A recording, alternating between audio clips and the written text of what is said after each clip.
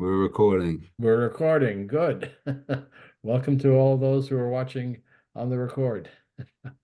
We're going to begin. Just do a quick little review of last week.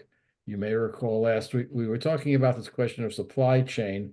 Particularly, we were talking about things that we wear, clothing, but this question of what are our ethical responsibilities as we go up the supply chain. How far up do we go? What should we know? What should we know? What are the people in the supply chain's responsibilities?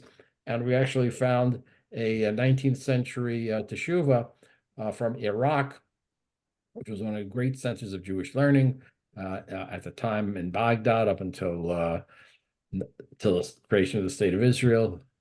And that was the question was, the Jewish merchant who buys it from this middleman, who buys it from another a market where the peppercorns are grown, taken to the market, they are weighed in this market, he buys it at that market and sells it to the Jewish man, right? And the question was, this Jewish man was concerned that there was corruption, that people were putting their hand on the scale, not weighing appropriately, and that therefore he was contributing to people's sinning. Now, this man is not Jewish. The guy he's buying. This is in India. I'm sorry, where were they? They were in Bombay. That's right, Bombay. These two are in India. This is happening in Malabar, another town far away. And so the two rabbis were talking about it, and the question that they raised, the question of is he, by buying those peppercorns, contributing to this man over here, sinning because up here there's corruption in the weighing process. There's graft, there's people putting their thumb on the scale, and maybe you can get some honest weights sometimes. So there were two conclusions. One, since you couldn't be sure whether the weighing up here was being done properly, then Ruvain down here, down the supply chain, could buy the peppercorns. And so there was a question. And two, how far up the supply chain? Said, well, we only know for sure what's going on in Bombay. We're not so sure what's going on in Malabar. Therefore, the rabbi said, buy the peppercorns. Note that the rabbis did not say buy the peppercorns because we want you to have a good living. The issue was buy the peppercorns because going way up the supply chain is very hard. And two, there is some question. Yes, it is possible that there is honest weights over here. If you ask this man over here, send a letter to here, say, I want honest weights, it might happen. So here in this question of the ethics of the supply chain, we saw that Ruvain was able to buy the peppercorns. As you know, we need peppercorns. So we had that question of the supply chain. Okay, any question about that so far? How this might apply to us, raises the question. One, how far up the supply chain do we go? And what if we're not 100% sure what's going on in the supply chain? So those are questions that were raised by this 19th century teshuvah. Okay. So let's take a look at some more current issues. Actually, I want to step back for a second. Let me ask you this question. You're a manufacturer or a wholesaler or retailer.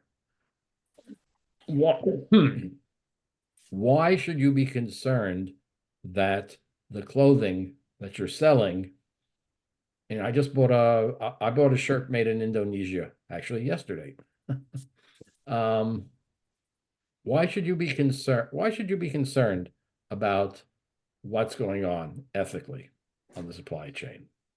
What would be, if you're a retailer, what would you say? Any suggestions?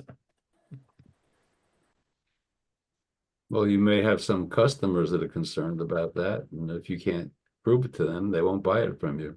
Okay, pure business decision, right? I want to stay in business, and if my customers are concerned about the supply chain, it's bad for business that I don't at least have some proof that it's ethical. That's a good reason. Okay, anyone else suggest anything? All right, so what I did was I took a look at two documents, business document. What do I know about business? Frankly, very little. It's a good thing I'm not a businessman.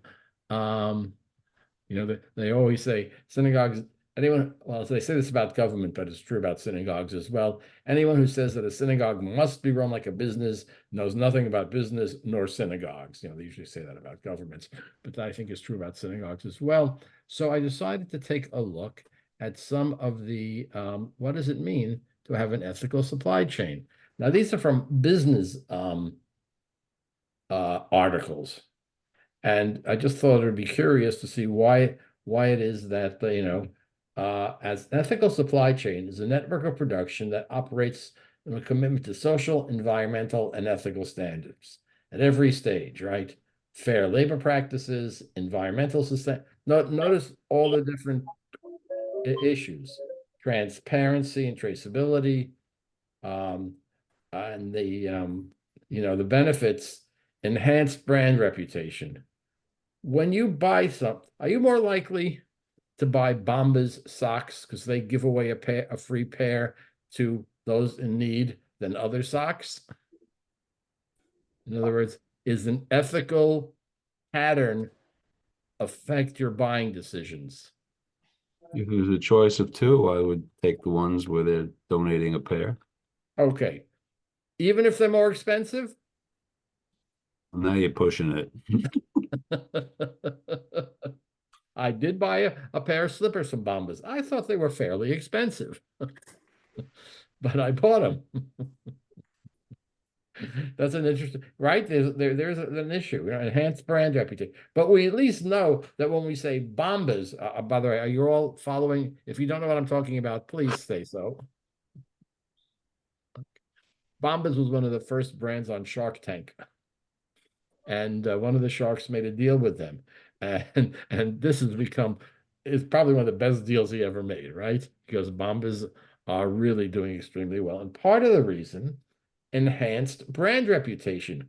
Oh, they're the guys who give away a pair of socks to the homeless every time you buy a pair of socks. Now they sell underwear and all sorts of stuff. Okay. But that's also a bottom line issue. Increased customer loyalty, mitigated risk, long-term sustainability, and what's missing from this list?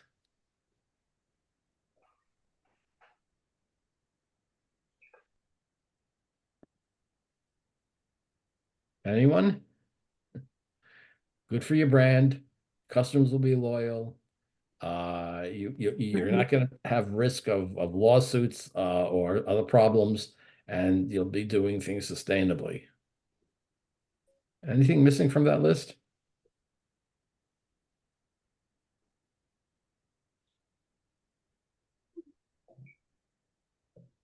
I would suggest, how about you're doing the moral and ethical thing? Really? You're acting consistent with ethical values. Now that it's interesting that it just didn't appear here, although I did find another one. Where was it?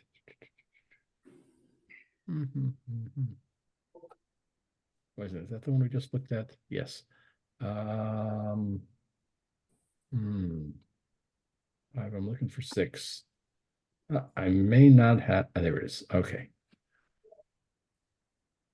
This is another business publication.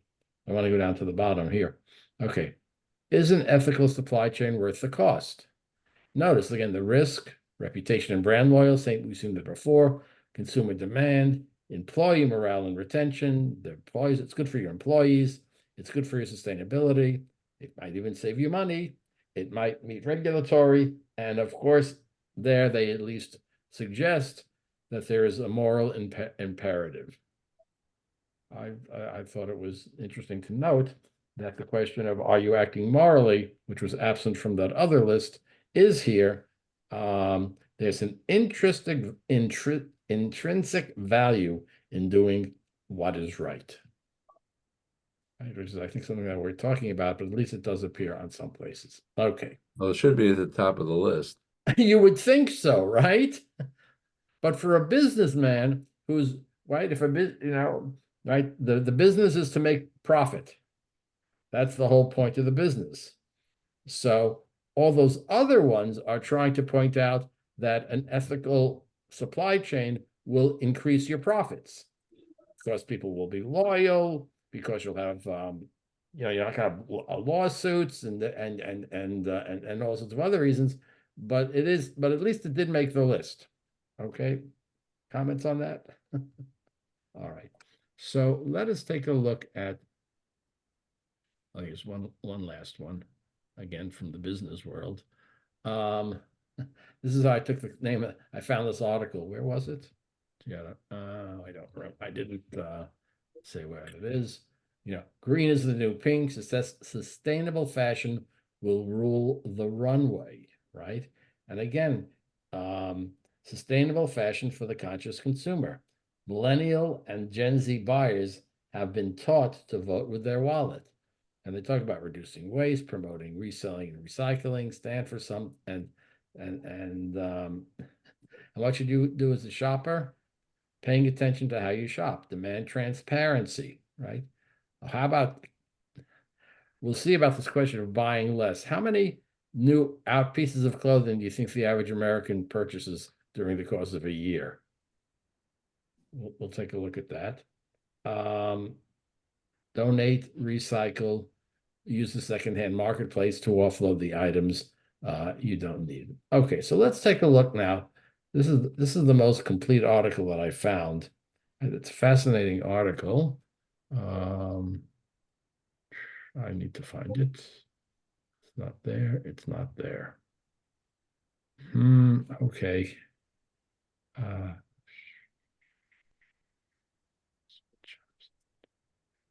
All right, I'm going to have to go back and open it up. So give me a moment here. I thought I had opened it.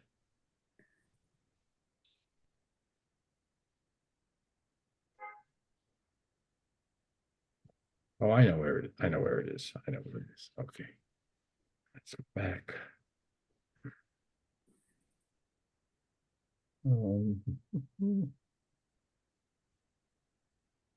Back. No, not on my computer yet.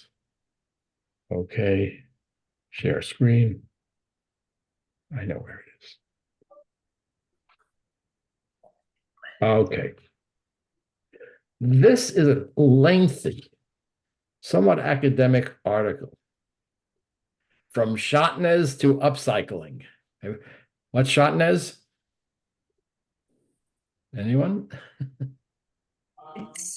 It's mixing linen and mixing fabrics at certain. Right, linen and wool. Linen and wool. Linen and wool. And according to the Torah, you should not wear a garment made of linen and wool. You go to a very traditional neighborhood like Williamsburg or Crown Heights, you'll sometimes see on the dry cleaning stores a little sign, Shotnez testing here, right? If you're not sure whether or not the label is 100% accurate, nowadays they should be, but you don't want to wear anything with linen and wool. And that is why. What, I'm sorry? Why is I know the rule, but according to the Torah, there is no reason given. Oh, thank you. It is the classic example of a command, a mitzvah, that is in the Torah that simply says, do not wear a garment with linen and wool. Anyone think of why that might be? The rabbis over the years have tried to figure that one out. Okay. There are one now again, this is a classic example of the rabbis trying to figure something out which the Torah doesn't tell us. And the Torah doesn't tell us why not wear that garment. Rabbi, isn't it an example where the Torah says you cannot have two animals pulling the a big animal and a small animal together, trying to pull the wagon. Yes, you're correct. And what you're pointing to is that the Torah doesn't like mixtures. Right? The Torah likes things pure, and the Torah likes distinctions. Now, with the animals, you could argue if an ox and a donkey are pulling something, the ox is stronger, it's going to put some strain on the donkey. It doesn't, but again, you're right in that it doesn't say that in the Torah, but it does say don't do that. And the Torah in general doesn't like mixtures. Yeah, And but I thought it's like cruel to the animals. Is right, cruelty to the animals. But that's a good explanation there. But it's still, we got the shatnez, which is a little harder. I'll talk about that in a second. The whole much of what we read about in Judaism is about divisions, right? We just read the book of Bereshit last week. In the beginning, God divided the water from the water in the above, the water from below, the day from the night, right?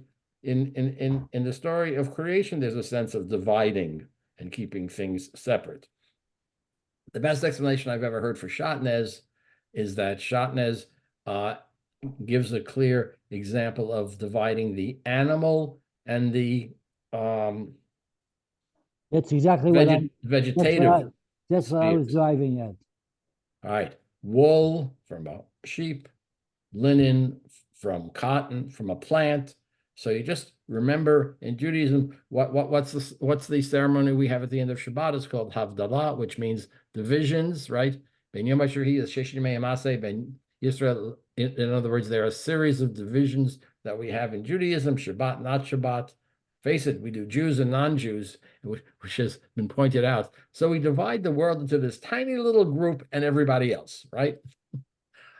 Jews and non-Jews. So divisions is something very important in Judaism. Maybe shatnez has to do with that, or people will just say, hey, this is a great example of you just do so because God said so. Okay, whatever. All right, but it's interesting that she titles her article. Why does she do that? Because here's something that, okay, some people, in Judaism, when we're talking about fabric, shatnez, yeah, that's in the Torah, right? And what's upcycling? Anyone? I think using it again, right? I'm sorry, Rini? Is upcycling using it again? Yeah, using something that has been used once and then finding a valid reuse of it. Okay. And that would be, for example, taking, I don't know, a linen sheet and making it into a shirt. I don't know. Something of that nature, where you can actually utilize a fabric that might otherwise wind up on the rubbish heap in the landfill, which we want to reduce.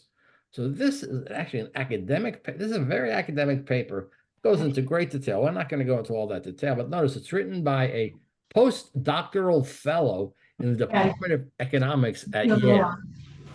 Okay, so this is the person with some real degrees, researches sustainable fashion with an emphasis on regulation, textile waste, economic models. By the way, is that too small? How's that? Is that better? Yeah. Okay. Coordinates the Moving the Needle group, which promotes research and educational activities on sustainable fashion at Yale. I like that, moving the needle, right? Nice little pun there. She taught at Tel Chai College, obviously in Israel, and at Tel Aviv University. So this is an academic with credentials, and she's going to try to show how there's some interesting sustainability in Judaism. And then we'll just take a quick look at the abstract. The fashion is did you know it's one of the most polluting industries in the world?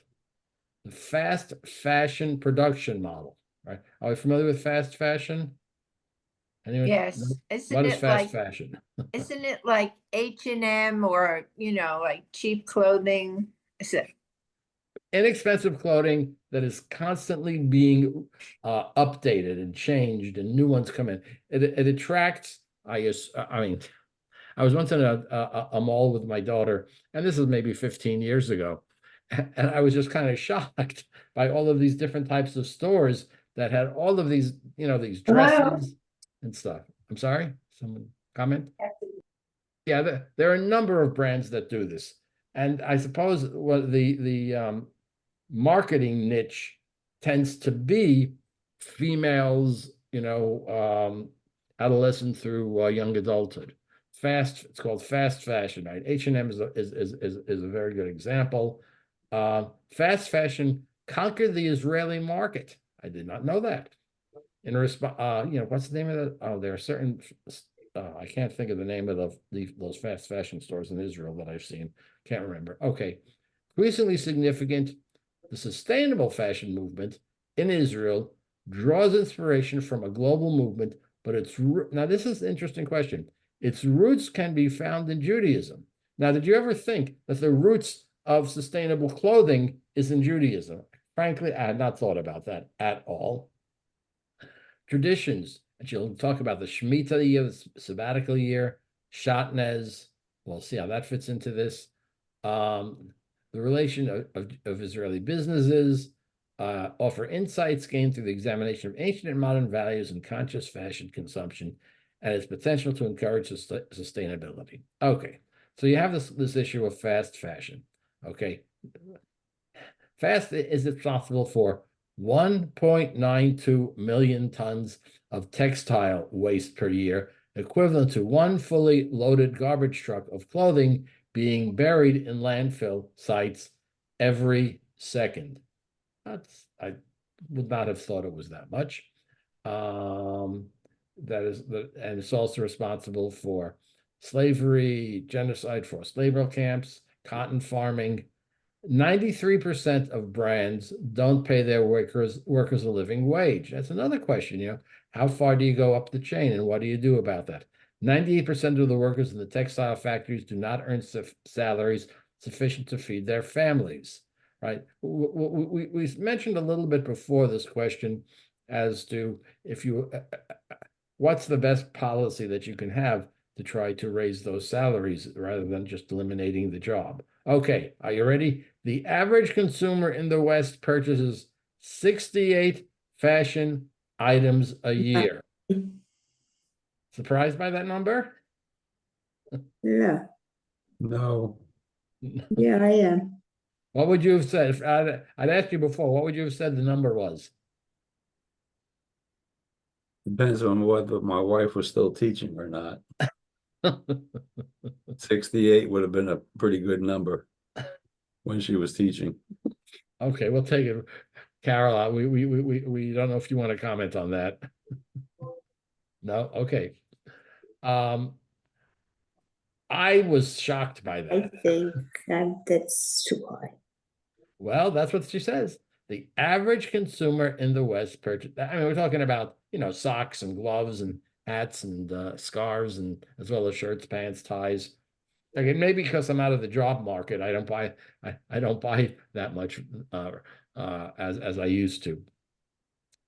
But that's a lot. 68 fashion items a year. Wow. I Yeah, don't believe that. I Go don't ahead, believe Franny. those figures. I'm sorry. I don't believe these figures. So Because even if it was that's 34, half ludicrous. of that, would you believe that? Yeah, Would yeah, you say that's maybe, pretty. So go ahead. but not that much. I mean, I was in the business my whole life, and I don't think I ever bought that much in a year. Okay. You were not in the business during fast fashion times. During what? The growth of the quote fast fashion Well, I don't know, industry. when did that end? When did H&M start? start? 30 years ago, maybe? I don't know. That's when I was in the business. Okay, well, anyway, the point is he's making to hold global warming at 1.5 degrees, assuming we agree it happens, we must reach a maximum of 5 items per consumer each year. Wow. Okay, now I don't know how reliable the Hot or Cool Institute's numbers are, but I was really shocked by those numbers. Shocks. The bottom line is we buy too much clothing.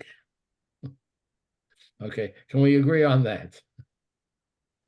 How much? Okay, Did you ever see these bins that are around that people donate their clothing, they're always stuffed and overfilled That's true. and on the floor. Not clear what happens to that. Some of that just gets thrown in landfill. Some of that people make profit on, right? And some of that is sent to those who are in need of clothing. You have to be careful with those bins. I think we all know that. Okay. The fashion business leading to most consumers to prefer the purchasing of large quantities of clothing at cheap prices. I will say this: my clothing. Well, again, I'm not in the workforce anymore. Number one, clothing isn't so cheap anymore, Right. and I'm always looking for big sales. Okay, what can I tell you? Okay. She says there's an counter movement. In recent years, hundreds of secondhand and upcycling clothing stores have opened in Israel, which I did not know. Pioneering fashion-focused environmental organizations were established in Israel, dress well to promote fair fashion in Israel, as well as the Forum for Sustainable Fashion. So they're trying to do some things about that. Being the only Jewish country in the world and place where the most Jews live creates an interesting case study for theoretical aspects of Jewish fashion in general and sustainable fashion in particular. Now, we know, of course, that a lot of Jews are involved in the clothing business for various reasons. She will actually talk about that a little bit. This study talks outside halacha, aims to operate in the spirit of halakhic discourse and offer a valuable and sustainable interpretation of this. Okay, so number one, right? How many of us have had family members who were in the clothing business at one point or another? I certainly have had it. Many of my family members have been in the wholesale and retail clothing business. That's right. How far do you have to go in your family or friendship circle to find people in the clothing business? Right? Not very far. Yeah. Or as it's sometimes called, the schmatzes business, right? That's what. The business. Right. My grandfather was a wholesaler. He started a business that one of my cousins was still running until fairly recently. So that's pretty profound, possibly because Jews were barred from owning land or entering numerous professions. They gravitated towards trade and commerce, with clothing and textiles becoming particularly significant areas. Right. Having clothing mass produced, that's a 19th century idea, right? Right. Mass produced clothing did not exist. And since Jews were always on the outside of the economic system, something new attracted them, like the movie business, right? Right. Or the ready-to-wear clothing business. Sure, that attracted Jews because they weren't prohibited from being in them because they were brand new, right? So in the U.S., Jews played a decisive role in the textile industry. Yes, we'll agree with that. In England, by the 20th century, over 100,000 Jews were employed in London's fashion industry, right? Okay, so fine. So there's complex relationships. So let's go on. And of course, she has to mention, as an example, she has to mention Jacob Davis and of course, Yeah. Levi Strauss. Okay, that's an example, right? And that right. However, interesting. From a sustainability perspective, jeans exemplify the principle of extending a garment's life as the durability and timeless design epitomized by Levi's 501 original stand the test of time. Although, if you follow the fashion world, well, it was tight and skinny jeans. Guess what? That's out of, did you know that tight and skinny jeans are no longer the big fashion statement? Jeans have now become looser. It's like ties, how do you sew more ties? Well, ties become wide, then they become narrow, then they become wide. In other words, different ideas of what fashion is creates consumer demand. Okay. So what she is going to say that there are two roots for Jewish traditions. She's talking about Shemitah, which we'll get to a second, Shatnez, and Tikkun Olam. So let's go with social responsibility. Oh, this is another problem which she points out. Sustainable fashion is the production of clothing from monofibers, addressing textile recycling challenges. The predominant fibers in textiles are natural cotton and synthetic polyester. Polyester derived from fossil fuels is favored for its durability and low cost, and it's blended. Recycling blended textiles is costly and complex, requiring specialized equipment. Most fashion companies opt to produce new clothes instead of recycling existing textiles, as it is more financially viable, right? I mean, I was buying a pair of dress pants the other day, and everything seems to be, the new thing is that it's got a little flex in it, right? They put some polyester in it so it doesn't fit as tight, which is interesting for fit, but it makes the clothing less likely to be recycled. Okay, so let's talk about what she's going to talk about the Shemitah year first. Okay, let's go back.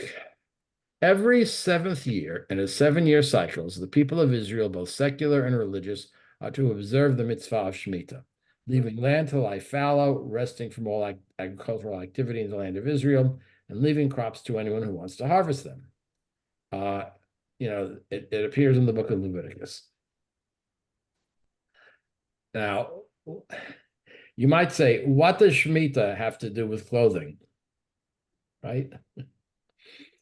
I mean, you could argue against Shemitah. It talks about the land laying fallow, which is good for the land, and it's maybe good for the farmers to take a year off. But she also points the advantage of Shemitah from an environmental point of view is the prohibition of excessive agriculture that harms the earth. Stopping agriculture for a period of 1 year is contrary to the cultivation method of monoculture, allows the soil to renew itself. Okay, so the idea is that this is pretty conceptual, right? And you don't see this in the Torah.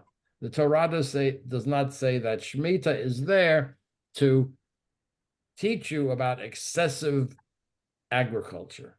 But okay, it talks about let us renew the natural resources. Okay. Shatnez, right, we talked about that, which in turn eases the recycling of clothing. If each piece of clothing only has one, is only made from one cloth, a fabric or source, then it's easier to recycle. Now, again, when we talked about the Bible saying Shatnez, don't mix linen and wool, they were not talking about, and God says to do this because it's easier to recycle. Notice what she's doing in this argument. She's creating a new argument, which it's true would help the recycling, but it's not exactly in the Torah, right? And to do recycling. Okay, there are many questions of why. Rav Kook says that it's immoral to treat wool that was taken from an animal, leaving it naked, unlike the way linen was taken from the plant that man grew with his own hands. In his perception, the compulsion to use wool that involved the harming of an animal is an insult to mankind, while the use of linen is a legitimate use of natural resources. To distinguish between wearing wool, which is considered immoral, and linen, the Torah forbids them. This. What does this sound like? Vegans who wear clothing that doesn't come from animals. Yeah, Rini. Well, two things. One, there are companies that really try to recycle and use it as clothing. I buy shoes from Rothy's, and their shoes are made out of plastic soda bottles and seltzer bottles. And the other thing about the sheep is that I don't think it hurts the sheep at all. They usually shear them in the summer when it's very hot. So it probably gives the sheep some relief in the heat. Well, right. Well, maybe you could ask your son to check out the sheep shearing. Yeah, well, we'll be there in January, so I'll check it out. But check it out. It's not like they don't kill the animal for the sheep. It's not like eating meat, which is allowed in the Torah. Right. So what you're pointing out is that we're some steps removed from what the Torah was talking about. Right. It's kind of a conceptual situation where we can link it to certain things, but yeah, the idea is he pushing it? Yes, I would say so, right? But you're right that so you wear Rothy shoes, right? Because they're sustainable. Are they more, they're not more expensive, are they?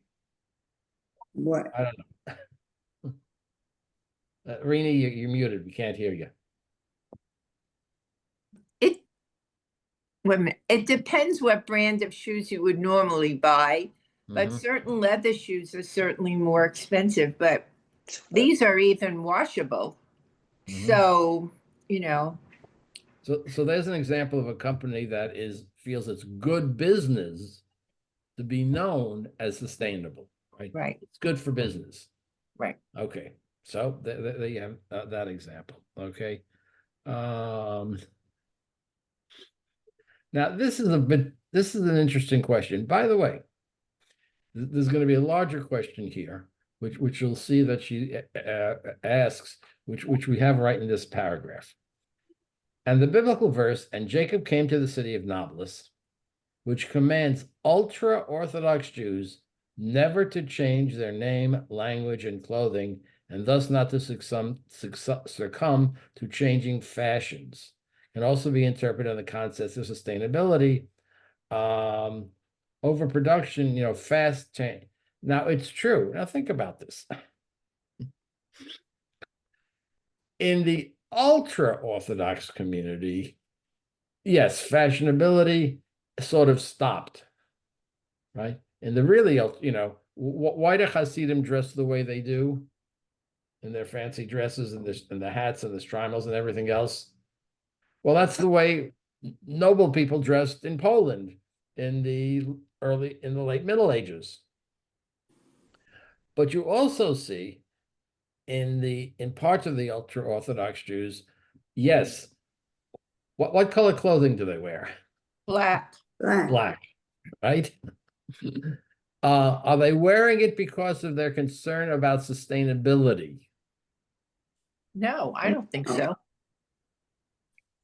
No. So here's this interesting question.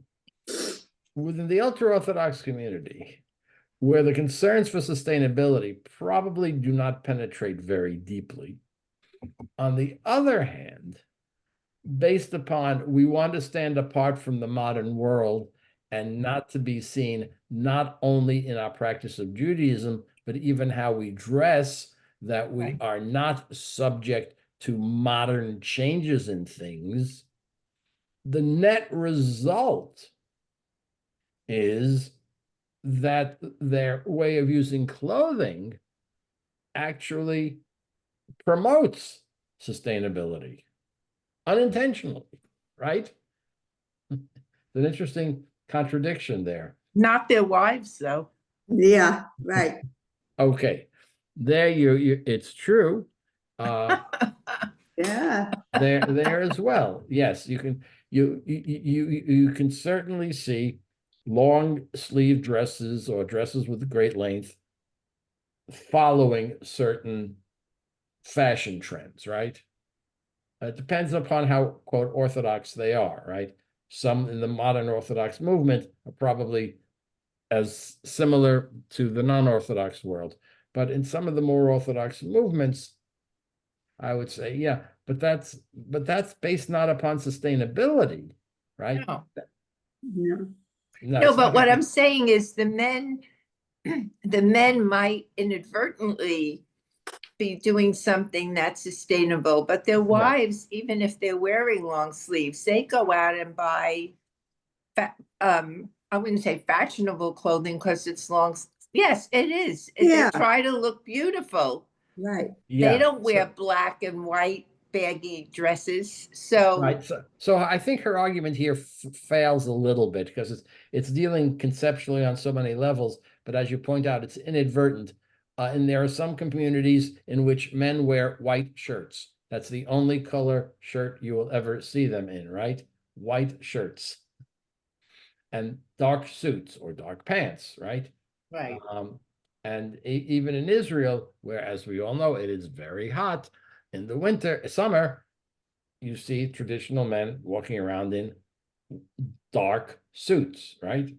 And white shirts. Right. So the palette is, shall we say, very restricted.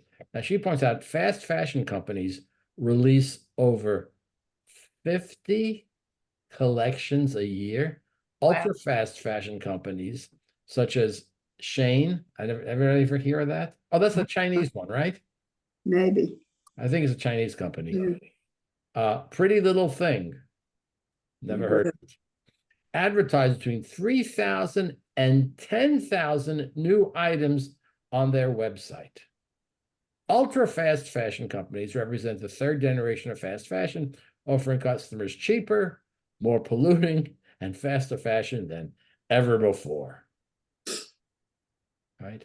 So Right. as maintaining a distinct personal style and consumption patterns that strive for a general reduction in new purchases in favor of preserving existing constitute the essence of sustainable fashion. Do you think this is a problem? Well, Yeah. well, really. we're kind of, as consumers, we are bombarded with the fact that we have to update to the current fashion. If you just, I'm not saying anything personal, but you said you just bought a new shirt. So Yep. I don't know if it's fashion or your shirt wore out or whatever, but we are constantly bombarded by the idea that we are not up to date. Mhm. And so I think people just buy clothes and may not even really wear them. They just buy them because they think they should, or some of the fast fashion clothes don't wear that well. So you can't really keep them for years and years because they're not made that well. They're programmed to go out of style quickly. and also fall apart. Okay. Yeah. I actually bought some shirts. One, I'm out of the workforce, so I needed some more casual shirts that I Right. owned. So No, I'm not saying you shouldn't buy shirts. I'm just saying, we all get caught in this, as you Yeah. well know from Rhonda, there are ways of tempting people to buy more things. Sure. Oh, I bought the shirts because there's a big sale. There Right. you go. There's a Right. big sale. There Right. you And I go. said, I kind of needed another casual shirt, and now it's being sold for what? Take That's right. an extra That's right. 20% off of our sale price. That sounds Right. good. Right. And I think that's a big part of what's happening in fashion, because the people who buy $500 slacks aren't buying them, well, maybe they are because they can afford it, but it's a different kind of mindset.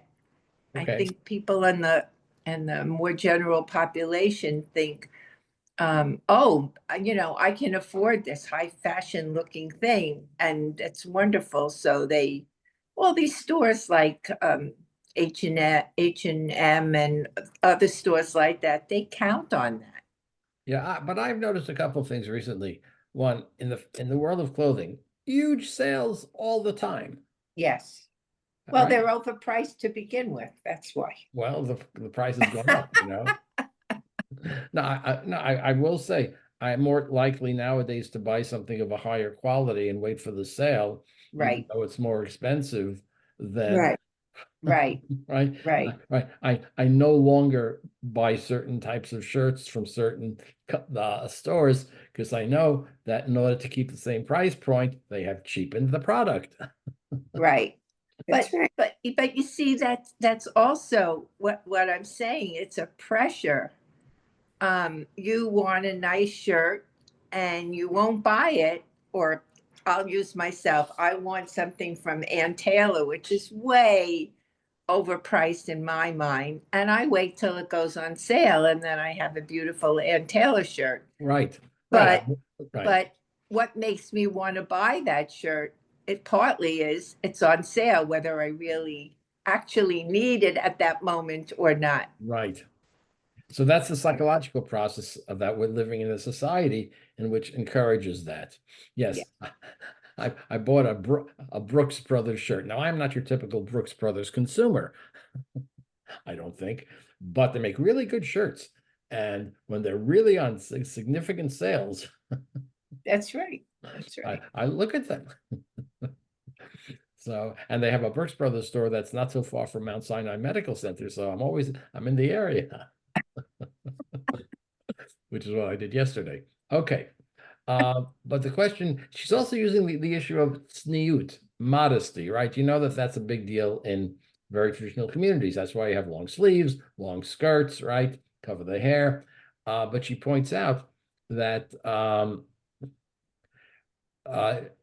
the philosophical aspects that relate to holiness, respect, daily awareness of the individual's choices and not the length of the sleeve or the gender. The amount of new clothing can be purchased, right? Should be 5, right? To achieve a change in consumption patterns. That's the issue. A more modest view that involves moral practices, awareness of everyday choices, avoiding extroverted purchases is a necessity. That's very hard. We're all in the mindset, right? An interpretive tzniut is contentment with less, joy in what already exists. Even striving for degrowth can be all used to reduce consumption. Again, she's taking some, when we typically say tzniut, we're really usually talking about the length of the sleeves and the skirts on girls. You walk in, if any of you have walked into the synagogue, the Fairlawn Jewish Center during the day when we rent out spaces to a Jewish girls' high schools. Have anybody ever walked in there during the day? I don't know if any of you. Yeah, Yeah. Have you noticed what the girls are all wearing? right. Black, Long skirts, long skirts, black and white blouse. Skirts, right, and long sleeves. long sleeves, right? Yes, right. That's what they wear. So that's what you think about when you think about tzniut, the idea of modesty, that this is what they're saying you should do. She is suggesting that modesty we can take, and she's really pushing it, right?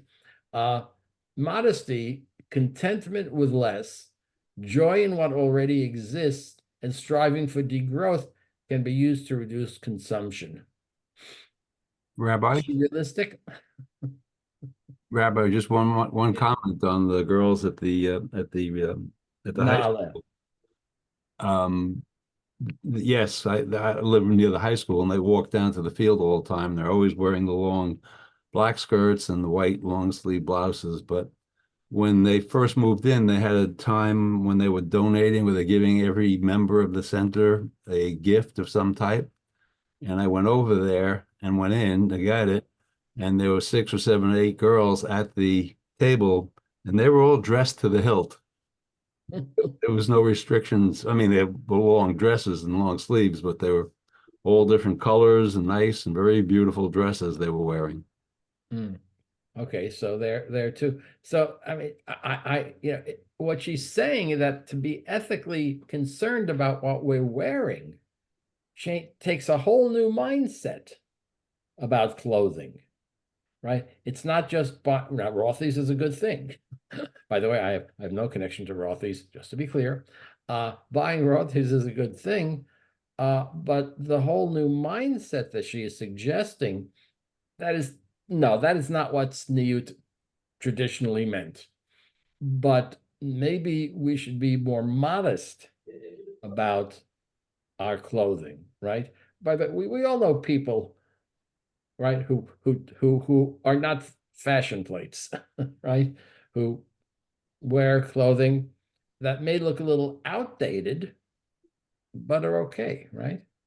Right? A worldview that avoids attachments to objects, acknowledgement of what already exists, chooses spirit over matter, is in line with the principle of reducing consumption, which is the most significant principle in the field of sustainable clothing, right? This is, I think, a key sentence here. The principle of reducing consumption. Do I really need that? But do you agree with her, and do you think it's realistic? Right here. The perspective of sustainable fashion, a worldview. She's not talking about the supply chain. You avoid attachment to objects, Acknowledgement of what already exists, chooses spirit over matter, is in line with the principle of reducing consumption, which is the most significant principle in the field of sustainable fashion. Hey, like I said, do you agree with her? And do you think it's realistic? And can that mindset become more common in order to have an ethical view of how we relate to clothing? Okay, Rini. Well, it's a very lofty goal. And I think it applies not just to fashion, but if you're happy with an older car, or some people buy a new car every 2 years or whatever. So I think it's a mindset that extends far beyond fashion, and the whole world would probably be better if we didn't produce so many things that pollute and the production pollutes the environment. But even electric cars, building the battery is a tremendous polluter. So, the electric car is good, but the production of the parts of it aren't good. So it's a very difficult issue. Okay, it's a lot more complicated sometimes than we think. Anyone else want to comment on that? This is what I think the key sentence in this document. Mhm. Is it possible? See, I would argue that she's right about the changing of the worldview. Whether that is possible is a question that I just don't know. It's certainly it's a different mindset. I remember the show Mad Men. Mhm. I watched it a couple of years ago. I didn't watch it when it first came out, and they have a scene where they're on a picnic in a park, and this is in the 1950s. So they have their picnic, and what do they do with all the utensils and the paper and the cups? Throw them away. So, not in the trash can. Right? It was a small but telling moment that people weren't that concerned about where do I throw these? Are they recyclable? And what do I do with them? But it was a fascinating little moment. Okay. Just have a few more minutes. She points out that there are some places in Israel, fashion houses that produce sustainable fashion in small quantities without exceeding 4 collections a year, all clothes produced by workers in fair employment. Doreen, Frankfurt, and I never heard of either of these. So she mentions, yes, there are companies, but at best they can do is small amounts. Okay, another one, made sure to produce small quantity of quality clothes manufactured from natural materials without the use of synthetic fibers based on fossil fuels, i.e. polyester and such, in line with fair production. So there are people in Israel who are trying to do this. One person uses unconventional materials, such as kitchen towels in upcycling. So she does point to some interesting things that are happening. Someone produces modest nursing and maternity dresses. Well, the birth, Israel is the only, has one of the highest birth rates of any modern industrialized nation. Now, a lot of that has to do with the traditional Orthodox community, but even in the non-traditional Orthodox community, I think we all know that Israel is a very child-centered community, and families tend to be larger even among the secular in Israel, right? Right. Israeli, so he's talking about, time's almost up, so I want to finish this. So you can take a look at this. I want to get to here is to the conclusion. Okay. Highlighting how the connection is reflected in sustainable fashion scene in Israel. There are some places that operate sustainably. She talks about Shemitah, about Shatnez, of course, labor laws, and says that we saw that in the Torah, talks about fair labor laws. And it's true. We skipped over that in the Orthodox community, some of the ideas such as global warming and sustainability are sort of associated with the secular, world that they are not part of. So you don't see those sorts of things within the traditional community. A more spiritual and less materialistic approach to sustainable fashion, practices that shape the sustainable fashion community, and influencers emphasize purchasing sustainable fashion. Achieving these goals, an important contribution. Okay, any other final comments about this? Do you think she's, like I said, she makes, I think, great points. I think one of the great takeaways I have from this article is that number of, even if it's twice as high, 34 is a lot. Right. And the question of, should we be seriously thinking about how to be more educated about our buying of clothing? Okay. Comments or questions before we end? Yeah, Rini? I don't think that'll happen. While the companies who manufacture clothing are making big profits by selling lots of cheap clothing. Okay, you're probably right. It's very hard to, Right. to buck the trend. Right. There's too much economic, I'll call the person back. There's too much economic interest in, and frankly, one could argue it's it's the economic power in a country that, imagine if all of these clothing stores went out of business. You think the malls are empty now? Well, it's not just the stores, it's the manufacturers. Yeah, Right. yeah. Mhm. And that's why a lot of the stores went out of business. Because They were trying to reinvent themselves and bring what they thought was the younger people into the store. So they brought in inferior merchandise at a lower price because they thought that teenagers and younger people would gravitate to that. And it didn't happen. well, I would argue The that, reasons that Lord & Taylor finally went out of business. well, they were, yeah. Actually, I really felt sad about that. I bought a lot of clothing at Lord & Taylor. They had great sales. They had great sales, but that's part of what put them out of business. Well, that's why I went there. What everybody went there. Yeah. The sales, they had quality clothing and they It- it- sales, and then you could buy it, right? But that didn't work. There were two customers that I remember year after year after year. They were from Muncie. They were ultra Orthodox, two women. They each had 4 daughters. And before the holidays, before the high holidays, before Passover and everything, they would come in the store and they would buy out the store. But and we always knew it, that's what it was. But they bought very fashionable clothes and from the fashionable designers and everything else.